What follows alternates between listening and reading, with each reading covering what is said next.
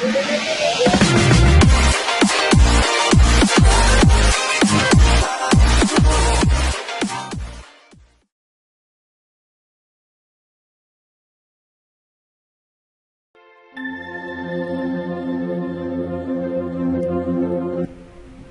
روز عامر شام تک کدال سے اپنے باغ میں کام کرتا رہا۔ غروب دوپہر کا کھانا اسے وہیں دے گئی تھی۔ جب شام ہو گئی تو اس نے چشموں کے پانی کی نالی پر بیٹھ کر غسل کیا، جو اس کے باغات سے گزر کر سیدھی مغرب کی طرف چلی گئی تھی۔ پھر اس نے مغرب کی نماز ادا کی، باغ کے اندر گھاس چرتے اپنے گھوڑے کو پکڑا اور اس پر زین ڈالنے لگا۔ صحرائی ہوائیں بہت تیز ہو گئی تھی۔ قسم قسم کے پرندے اپنی خوراک تلاش کرنے کے بعد بنو ابس اور بنو زیبان کے باغات میں جمع ہونے لگے تھے۔ گھوڑے پر زین ڈال چکنے کے بعد عامر پیچھے ہٹا۔ جو کپڑا باندھ کر اس نے غسل کیا تھا اسے خشک ہونے کے لیے اس نے انار کے ایک پودے پر لٹکا دیا۔ کدال اس نے انگور کے بیلوں کے اندر چھپا دی۔ پھر وہ گھوڑے پر سوار ہوا اور اسے ایڑ لگا دی۔ اس کا رخ جبل ہلال کی طویل سلسلے کی اس چوٹی کی طرف تھا جہاں نائرہ نے مغرب کے بعد اس سے ملنے کا وعدہ کیا تھا۔ عامر کا گھوڑا ہنہناتا ہوا جبل ہلال کی چوٹی پر چڑھا تھا۔ اوپر جا کر عامر نے دیکھا چوٹی سنبل، ریحان اور گلاب کے پھولوں کے علاوہ اور کئی قسم کے جنگلی پھولوں سے اٹی پڑی تھی۔ چوٹی کے اوپر جگہ جگہ بڑے بڑے اور وزنی پتھر پڑے ہوئے تھے۔ پھولوں سے گھری ہوئی اس چوٹی کے درمیان تھوڑی سی جگہ خالی تھی جہاں چھوٹا سا ایک چشمہ تھا جس کا پانی ابل ابل کر باہر نکل رہا تھا، اور پھر چوٹی سے نیچے اتر کر وہ پانی اسی نالے میں جا گرتا تھا جو باغات کے وسیع رقبے کو سیراب کرتا تھا۔ عامر نے دیکھا چوٹی خالی پڑی تھی اور وہاں نائرہ کا نام و نشان تک نہ تھا۔ عامر کو سخت مایوسی ہوئی۔ اس نے سوچا شاید نائرہ کسی وجہ سے نہ آ سکی ہو، لہٰذا وہ واپس جانے کے لیے اپنے گھوڑے کی طرف بڑھا۔ ایک دم عامر کے قدم رک گئے اور اس نے فوراً مڑ کر پیچھے دیکھا۔ اس کوہستانی چوٹی پر اسے کسی کے کپڑوں کی رس بھری سرسراہٹ محسوس ہوئی تھی۔ اتنے میں ایک پتھر کے پیچھے سے نائرہ نکل کر کھڑی ہو گئی۔ اس کے چہرے پر حسن کی کمالیت اور گلابی تبسم تھا۔ پھر وہ آہستہ آہستہ عامر کی طرف بڑھی اور خواب انگیز آواز میں اس نے پوچھا، کیا آپ مایوس ہو کر لوٹ رہے تھے؟ عامر کے قلب و نظر نائرہ کی رس بھری نشید و نوا میں ڈوب گئے تھے۔ اس نے چونکتے ہوئے کہا، میں واقعی لوٹ رہا تھا۔ کیا آپ کو یقین تھا نائرہ بنت سالم آپ کے ساتھ کوئی جھوٹا عہد کر سکتی ہے؟ عامر بھی آگے بڑھا اور مسکراتے ہوئے کہا، نہیں، میں نے صرف یہ سوچا تھا کہ تم شاید کسی مجبوری کی وجہ سے نہ آ سکی ہو۔ نائرہ نے کمال ہمدردی کا اظہار کرتے ہوئے کہا، میں بے شک ایک فاتر اور کمزور لڑکی ہوں، لیکن میں آپ کو اوہام کے جال میں نہ پھنسنے دوں گی۔ میں ہمیشہ آپ کی تائید کی محتاج اور آپ کی حفاظت و امان کی منتظر رہوں گی۔ عامر نے آگے بڑھ کر نائرہ کے ملیح و مرمری ہاتھ تھام لیے۔ نائرہ نے کوئی مزاحمت نہ کی اور اس کا بلوری جسم کپ کپا اٹھا۔ نائرہ کے ہاتھوں کو مس کرنے پر عامر کو یوں محسوس ہوا گویا اس کی ہر رگ میں سنسنی توڑ گئی ہو۔ پھر اس نے غایت و عظیمت اور انتہائی خلوص سے کہا، نائرہ، میں من حیث المجموع تمہاری طرف سے غافل نہ ہوں گا۔ بارش ہو یا برکھا، می ہو یا باران، رمجم ہو یا طوفان، میں لامتناہی خلوص اور بے عطا جذبوں کی حفاظت کروں گا۔ نائرہ نے عامر کا ہاتھ پکڑا اور اسے پتھر کی طرف کھینچتے ہوئے کہا جس کے پیچھے سے وہ نمودار ہوئی تھی، آپ ذرا ادھر آئیے۔ عامر چپ چاپ نائرہ کے ساتھ ہو لیا۔ پتھر کے پیچھے جا کر عامر نے دیکھا وہاں کھانے کے برتن پڑے ہوئے تھے۔ نائرہ نے مسکراتے ہوئے کہا، میں آپ کے لیے کھانا لائی ہوں۔ کل میں آپ کو کھانے پر نہ روک سکی کیونکہ آپ نے کہا تھا آپ کی بہن عروب آپ کا انتظار کر رہی ہوگی، لہٰذا میں خاموش رہی، حالانکہ کل کی ساری دعوت کا انصرام صرف آپ کی خاطر تھا۔ عامر نے کھانوں کی طرف دیکھا، ان میں تازہ پنیر، خورما کی کھیر، جو ابھی بھی گرم تھی، گوشت کے بڑے بڑے ٹکڑے اور قریب ہی ایک چھوٹی سی چھاگل پڑی تھی۔ عامر نے اسے اٹھا کر دیکھا، وہ انار کے رس سے بھری ہوئی تھی۔ عامر نے مسکرا کر نائرہ کی طرف دیکھتے ہوئے کہا، ایسے لذیذ کھانے دیکھ کر میری بھوک تیز ہو گئی ہے۔ نائرہ نے ہنستے ہوئے کہا، تو بیٹھ کر کھائیے، کس نے روکا ہے؟ عامر زمین پر بیٹھتا ہوا بولا، تم بھی آؤ۔ نائرہ اس کے قریب بیٹھتی ہوئی بولی، میں بابا اور بھائی کے ساتھ کھانا کھا کر آئی ہوں، یہ آپ کا حصہ ہے۔ عامر جب کھانا کھا چکا تو نائرہ نے برتن سمیٹتے ہوئے کہا، اب مجھے چلنا چاہیے، دیر ہو گئی ہے۔ عامر نے پیچھے ہٹتے ہوئے کہا، میں تمہیں اللہ حافظ کہتا ہوں۔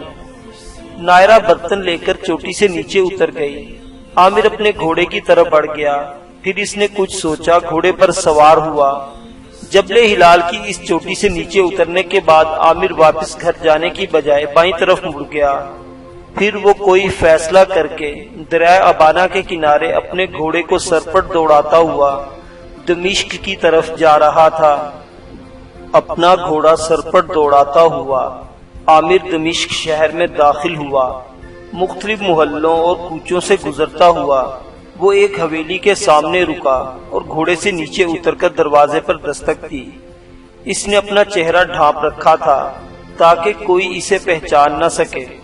تھوڑی دیر بعد حویلی کا دروازہ کھلا اور سامنے شہر کے سابق محتسب جمال الدین کھڑے تھے۔ عامر نے چہرے سے نقاب ہٹا دی۔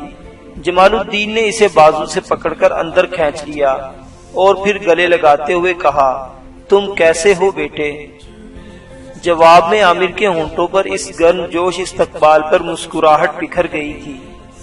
جمال الدین نے عامر کو دیوان خانے میں بٹھایا، پھر وہ اس کا گھوڑا لے کر اندر باندھنے کے بعد دیوان خانے میں آئے اور عامر کے قریب بیٹھتے ہوئے پوچھا، کیا طبیب سعد سے تمہاری ملاقات ہوئی؟ عامر نے پریشان لہجے میں پوچھا، کیوں، کیا ہوا اسے؟ جمال الدین نے پھر پوچھا، تم کس وقت اپنے گھر سے نکلے ہو؟ عامر نے پریشانی میں کہا، صبح سے شام تک اپنے باغ میں کام کرتا رہا اور اندھیرا ہوتے ہی ادھر چلا آیا۔ آپ پریشان کیوں ہیں؟ کھل کر بات کریں۔ جمال الدین نے عامر سے قریب ہوتے ہوئے کہا، سنو، کیا تمہیں خبر ہے کہ بنو زیبان کی بستی حوران کے قریب ایک تاجر اپنے مال سمیت اترا ہوا ہے؟ عامر نے پریشان لہجے میں کہا، ہاں اترا ہوا ہے، میں اسے جانتا ہوں، اس کا نام نصر بن اسد ہے اور بنو زیبان کے سردار سالم بن عقبہ کے گھر میری اس کی ملاقات بھی ہو چکی ہے۔ جمال الدین نے فکرمند آواز میں پوچھا، یہ باتیں طبیب سعد مجھ سے پہلے بھی بتا چکا ہے۔ میں تم سے یہ کہنے والا تھا کہ طاہر المرزغانی کے آدمی آج رات کے پچھلے پہر اس تجارتی کارواں کو لوٹنے کی کوشش کریں گے۔ اگر ہو سکے تو تم کسی طرح کاروان کی حفاظت کا انتظام کرو۔ یہی پیغام سعد کو دے کر میں نے تمہاری طرف روانہ کیا تھا، شاید وہ تم سے نہ مل سکا تھا، تم پہلے گھر سے نکل آئے۔ عامر اپنی جگہ کھڑا ہو گیا، تو پھر جس کام کے لیے میں آیا ہوں مجھے وہ فوراً کر کے واپس لوٹ جانا چاہیے۔ جمال الدین نے استفساراً پوچھا، کس کام سے آئے ہو تم؟ میں آج سقلاج کے گھر شب خون ماروں گا، پہلے میں اس کا جوتا اٹھا کر تصدیق کروں گا، کیا وہی میرے باپ کا قاتل ہے؟ جمال الدین بھی کھڑے ہوتے ہوئے بولے، احتیاط برتنا، اگر کہو تو کچھ جوانوں کو تمہاری مدد کے لیے روانہ کر دوں۔ گو اس وقت شہر کا محتسب نہیں ہوں، پھر بھی کچھ مخلص کارکن میرے ساتھ ہیں۔ عامر نے پھر پوچھا، شہر کا محتسب آپ کے بعد کسے مقرر کیا گیا ہے؟ ان دنوں محتسب کے فرائض بھی طاہر المرغانی ہی انجام دے رہا ہے۔ اس کی شخصیت ان دنوں کچھ مشکوک ہے۔ یہ دوسری بار ہے کہ اس نے اپنے چند ساتھیوں کو عیسائیوں کے شہر سور روانہ کیا ہے۔ میں نے بھی اپنے چند مخلص کارکنوں کو یہ کہہ دیا ہے کہ وہ اس امر کا کھوج لگائیں۔ سور شہر جو المرزغانی کے آدمی گئے ہیں، ان کی غرض و غائد کیا ہے؟ میں نے امام یوسف اور دمشق کے حکمران بوری کے دونوں بھائیوں کو بھی اس صورتحال سے آگاہ کر دیا ہے اور وہ پوری طرح میرا ساتھ دے رہے ہیں۔ عامر نے مسافہ کے لیے آگے ہاتھ بڑھاتے ہوئے کہا، اب مجھے اجازت دیجیے، اپنے کام سے فارغ ہو کر مجھے واپس جا کر نصر بن اسد کے تجارتی کارواں کی حفاظت کا انتظام کرنا ہے۔ وہ ایک نیک دل اور مذہب پرست انسان ہے، اس کی حفاظت بھی ایک مصلحت سے کم نہ ہوگی۔ جمال الدین پیچھے ہٹتے ہوئے بولے، ٹھہرو، میں تمہارا گھوڑا لاتا ہوں۔ جمال الدین دیوان خانے سے نکل کر عامر کا گھوڑا لے آئے، پھر دونوں نے مصافحہ کیا۔ عامر اپنے گھوڑے پر سوار ہوا اور اسے ایڑ لگا کر آگے بڑھ گیا۔ بازار سے گزرنے کے بعد عامر ایک کوچے میں داخل ہوا۔ ایک مکان کے قریب اس نے گھوڑے کو ایک درخت کے سائے تلے کھڑا کیا اور پھر مکان کی دیوار پھاند کر اندر کود گیا۔ کودتے وقت جو اس کے جوتوں کے نقش بنے تھے، اس نے پہلے وہ مٹائے، پھر پنجوں کے بل چلتا ہوا آگے بڑھا۔ ایک راہداری نما برآمدے میں کچھ لوگ سوئے ہوئے تھے اور ایک کونے میں چھوٹی سی مشل روشن تھی۔ عامر دیواروں کے سائے کی اوٹ میں آگے بڑھا۔ اس نے سونے والوں کو بغور دیکھا، ان میں سقلاج بھی تھا۔ عامر آگے بڑھا، آواز پیدا کیے بغیر جو ہی چارپائی کے قریب پڑے ہوئے سقلاج کے جوتے اٹھانے لگا، سقلاج نے ایک کروٹ لی۔ عامر کو خدشہ ہوا کہیں سقلاج جاگ نہ جائے، لہٰذا وہ اس کی مسہری کے نیچے گھس گیا۔ جب اس نے محسوس کیا سقلاج پرسکون ہو کر پھر سو گیا ہے تو وہ دوبارہ باہر نکلا۔ سقلاج کے دونوں جوتے اٹھا کر اس نے بغل میں دبائے، پھر وہ جس طرف سے آیا تھا ادھر ہی مڑ گیا۔ پنجوں کے بل چل کر وہ دیوار پھاند کر دوسری طرف گیا۔ جہاں وہ گرا تھا وہاں پہلے ہاتھ پھیر کر اپنے پیروں کے نقش مٹائے، پھر اٹھ کر اس نے ادھر ادھر دیکھا، کوئی بھی نہیں تھا، ہر طرف سکون تھا۔ ہاں کبھی کبھی کہیں سے کسی کتے کی بھونکنے کی آواز آ جاتی تھی، اور بس۔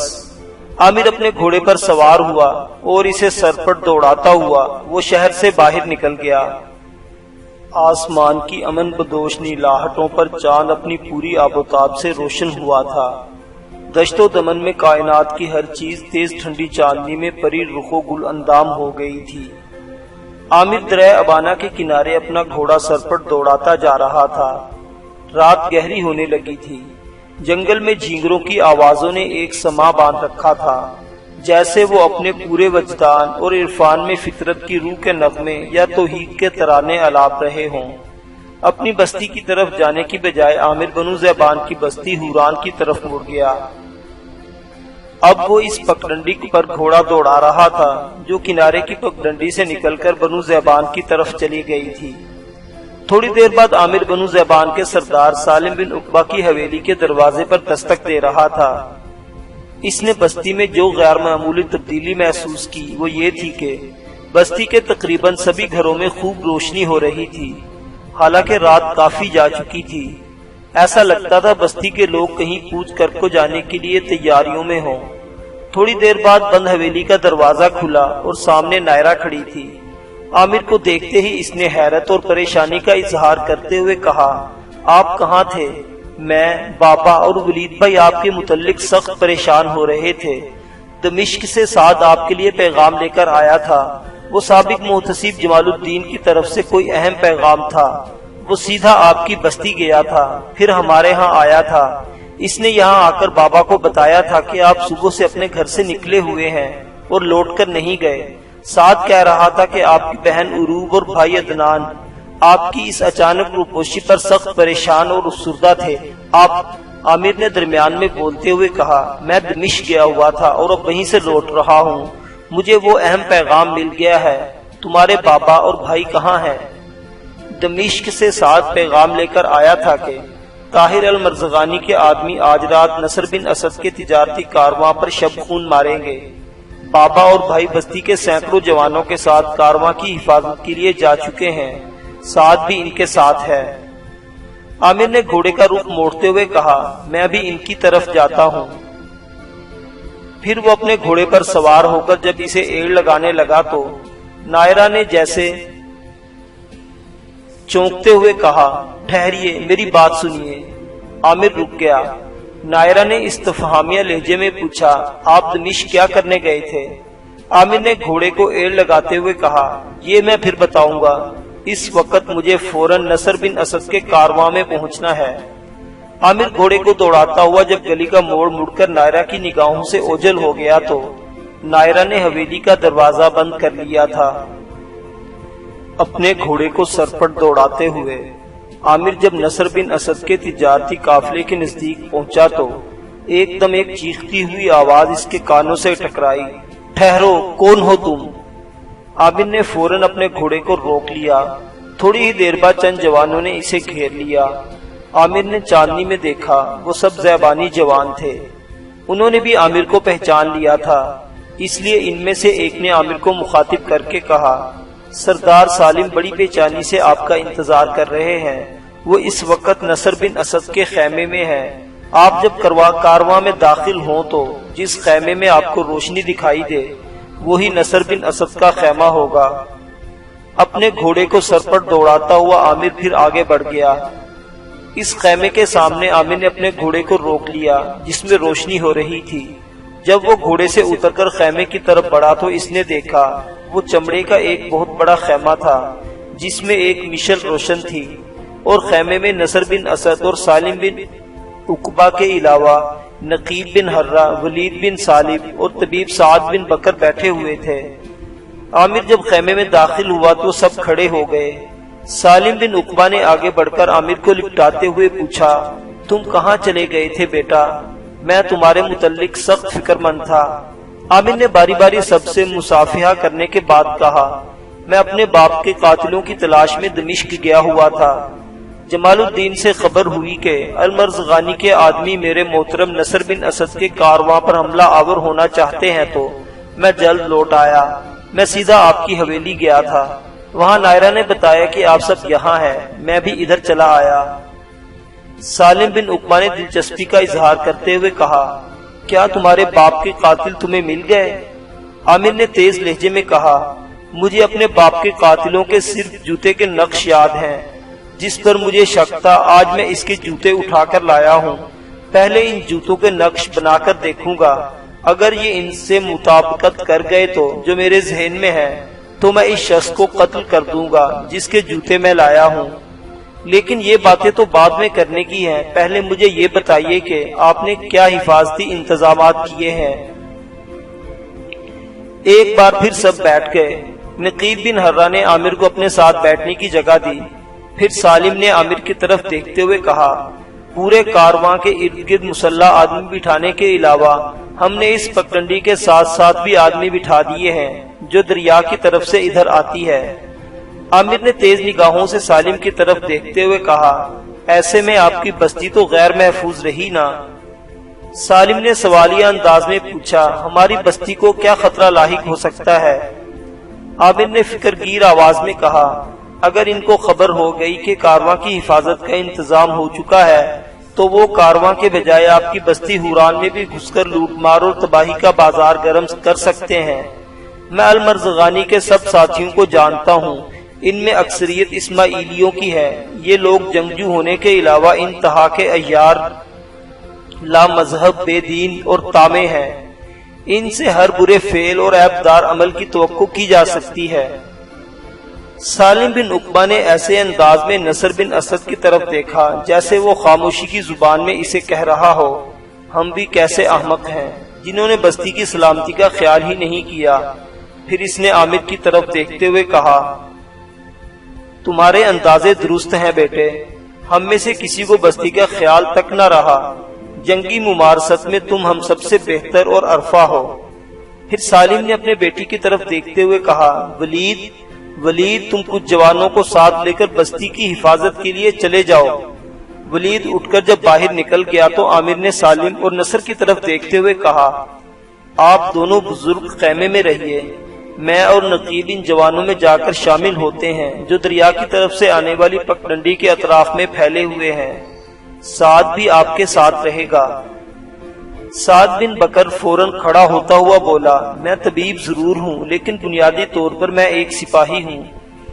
خیمے کے اندر پڑے رہنے کی بجائے میں ان لٹیروں اور راہزنوں سے جنگ کروں گا۔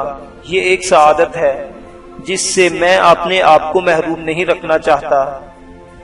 سالم اور نصر کے چہروں پر مسکراہٹ بکھر گئی تھی۔ عامر، نقیب اور سعد اٹھ کر باہر نکل گئے۔ عامر، نقیب اور سعد اپنے گھوڑوں کو دوڑاتے ہوئے مشرق کی طرف سے آنے والی پگڈنڈی کے اطراف میں اس جگہ آئے جہاں کوہستانی سلسلے کی چھوٹی چھوٹی چٹانوں کی اوٹ میں بنو زیبان کے گھڑسوار پہرا دے رہے تھے، وہ تینوں بھی ان میں شامل ہو گئے۔ چٹانوں کے اندر وہ سب انتظار کرتے رہے کہ آدھی رات کے بعد دریا کی طرف سے انہیں تیز ٹاپوں کی آوازیں سنائی دی۔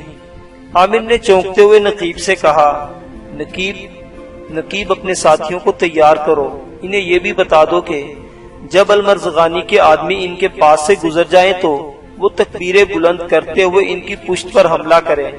اس کے دو فائدے ہوں گے، ایک تو وہ رازدنی سے اچانک حملے پر بوکھلا جائیں گے، دوسرے تکبیر کی صدائیں سن کر کارواں کے ارد گرد اور تمہاری بستی کے اطراف میں پہرا دینے والے جوانوں کو بھی خبر ہو جائے گی کہ حملہ ہو چکا ہے، لہٰذا وہ بھی ادھر کا رخ کریں گے، اور ایسی صورت میں حملہ آور بہت تھوڑے وقت میں نپٹا جا سکے گا۔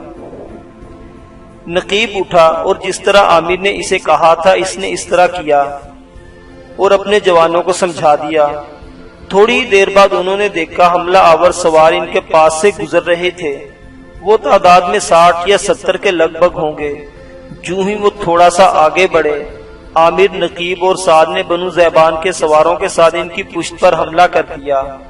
ساتھ ہی عامر کے ہدایت کے مطابق زور کی تکبیریں بلند کی گئی، جس سے حملہ آور بوکھلا گئے تھے۔ چند ثانیوں کی جنگ کے بعد کارواں کے گرد پہرا دینے والے اور بستی کی حفاظت پر مامور جوان بھی وہاں آ گئے، اور سب نے چاروں طرف سے گھیر کر طاہر المرزغانی کے سارے ساتھیوں کو تہہ تیگ کر دیا تھا۔ ان میں سے ایک بھی اپنی جان بچا کر بھاگ نہ سکا۔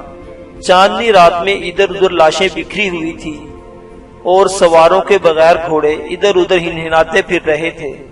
کوئی ایسا شخص نہ بچا تھا جو اس عبرت خیز واقعے کی اطلاع المرزغانی کو کرتا۔ عامر گھوڑے پر سوار ہوا، ایک الوداعی نگاہ سب پر ڈالی اور اپنے گھوڑے کو ایڑ لگا کر وہ شمال کی طرف بڑھ گیا۔ جبل ہلال کے تنگ سلسلے میں سے گزرنے کے بعد وہ اپنی بستی بلاس میں اپنے چچا کے دروازے پر دستک دے رہا تھا۔ تھوڑی دیر بعد دروازہ کھلا اور عدنان سامنے کھڑا تھا۔ عامر کو دیکھتے ہی اس نے کہا، آپ کہاں چلے گئے تھے؟ ہم دونوں بہن بھائی سخت پریشان تھے۔ عروب رو رہی تھی، وہ کہہ رہی تھی، ابی کی تخت کلامی کے باعث اخی ہمیں چھوڑ کر چلے گئے ہیں۔ عامر نے اندر داخل ہوتے ہوئے کہا، مجھے افسوس ہے کہ میں نے تمہیں نیند سے جگایا۔ وہ دروازہ بند کر کے عدنان نے عامر کے گھوڑے کی باگ پکڑتے ہوئے کہا، میں اور عروب سوئے نہیں تھے، ہم دونوں بہن بھائی جاگ کر آپ کا انتظار کر رہے تھے۔ عدنان گھوڑے کو لے کر استبل کی طرف چل دیا، عامر بھی اس کے ساتھ ہو لیا۔ عدنان جب گھوڑے کی زین اتارنے کے بعد اس کے آگے چارہ ڈال رہا تھا، اندر سے عروب بھاگتی ہوئی نکلی اور عامر کی پشت سے لپٹتے ہوئے اس نے روتی ہوئی آواز میں پوچھا، یا اخی، آپ کہاں چلے گئے تھے؟ آپ نے یہ بھی سوچا کوئی بہن کوئی بھائی آپ کا انتظار کر رہے ہوں گے۔ عروب جب علیحدہ ہوئی تو عامر نے شفقت سے اس کے سر پر ہاتھ پھیرتے ہوئے کہا، میں اپنے باپ کے قاتلوں کی تلاش میں دمشق گیا تھا۔ عدنان نے بڑے شوق سے پوچھا، پھر ان کا کچھ پتہ چلا؟ عامر نے اپنے گھوڑے کی زین کی طرف بڑھتے ہوئے کہا، مجھے صرف قاتل کے جوتوں کے نقش یاد ہیں۔ جس آدمی پر مجھے شک تھا آج میں اس کے جوتے اٹھا کر لایا ہوں۔ عامر نے آگے بڑھ کر زین سے بندھی ہوئی چمڑے کی خرچین سے سقلاج کے جوتے نکالے اور عروب کی طرف دیکھتے ہوئے اس نے مشل لانے کو کہا۔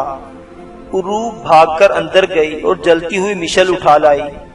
عامر نے استبل کے اندر جہاں گھوڑے بدھے تھے زمین نرم اور بھربھری ہو گئی تھی، دونوں جوتوں کے نشان بنائے۔